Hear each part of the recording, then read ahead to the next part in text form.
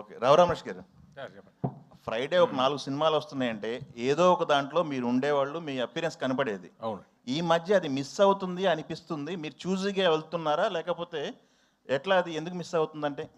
చూసి అవుతున్నానండి. ఒకప్పుడు చేసిన లాంటి పాత్రలు ఇప్పుడు లేవు. Okay. Industry keeps changing. Okay. So ఒకప్పుడు లేదు, ఇది ఇప్పుడు మారుతుంది. వేరే టైప్ ఆఫ్ కథలు అన్నీ వస్తున్నాయి.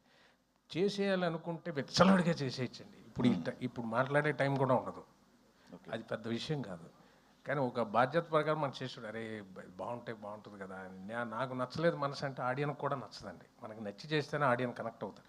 ఇప్పుడు నేను మనస్ఫూర్తిగా చేసి ఎంజాయ్ చేసేసింది ఇదైనా, మారుతినగర్ అయినా, పుష్ప అయినా, చాలా క్యారెక్టర్స్, జైబీ చాలా చేశాను, కేజీఎఫ్ అయినా. మనసుకు నచ్చి చేసిందే ఆడియన్ కనెక్ట్ అవుతాడు. నాకే నచ్చినప్పుడు ఆడియన్ ఎందుకు కనెక్ట్ అవ్వాలి? వాడికి ఏం అవసరం సార్? ఆడియన్కి మొహమాటం లేదు కదా సార్. సో నచ్చి చేయడం అన్నది నాకు, దానివల్ల సాక్రిఫైజింగ్ అంటే మానిటరీ నష్టపోతున్నాను నేను.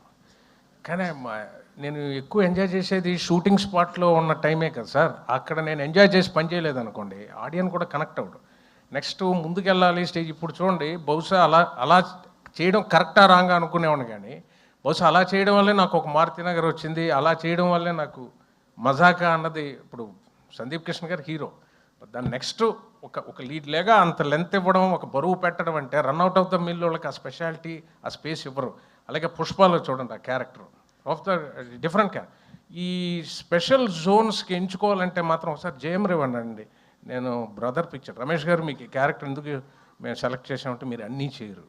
సో ఒక దగ్గర నష్టపోతే ఇంకో దగ్గర అది వస్తుందండి, దాని వాల్యూ ఉంటుంది, ఎక్కడికి పోదు. సో అది ఎప్పుడు ఉంటుంది. మనం రన్అట్ ఆఫ్ ద మిల్ చేసామనుకోండి సార్, యాటిట్యూడ్ కూడా మారిపోద్దేమో. షూటింగ్కి వచ్చాక ఫర్ గ్రాంటెడ్గా చేసేయండి, రండి చేసేద్దాం, వెళ్ళిపోవాలి సార్, నేను 5ంటికి వెళ్ళిపోవాలి. 5 వెళ్ళిపోవాలని రాలేదు సార్, చేయడానికి వచ్చాం.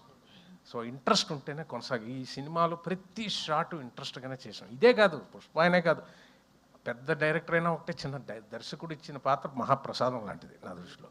అది ఎంజాయ్ చేస్తాను. ఇది ఎంతకాలం ఈ మైండ్ సెట్ ఉంటుందో తెలియదు. ఉంటుందనే నేను నమ్ముతున్నా.